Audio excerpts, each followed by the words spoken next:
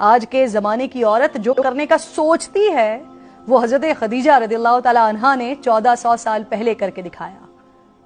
زمانے میں حضرت خدیجہ نے اپنے کاروباری ذہانت سے وہ مثال قائم کی جس نے دنیا کی تاریخ بدل ڈالی۔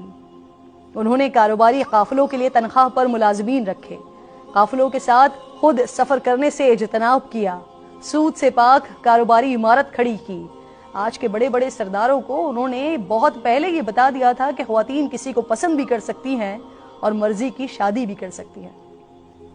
اما خدیجہ نے ہی ناظرین زمانے کو بتایا کہ جن خواتین کا شوہر انتقال کر جائے تو وہ دنیا سے الگ نہیں ہو جاتی، وہ کوئی منحوس نہیں ہو جاتی، بلکہ انہیں بھی دوسری شادی کا اختیار ہے۔ بس شرط یہ ہے کہ ان کا معیار انتخاب سچائی ہو، دیانتداری ہو، ہمدردی ہو، مال و دولت اور سنہری باتوں کا جال نہ ہو، عشق ایسا ہو جو ایمان کی مضبوطی کا باعث بنے۔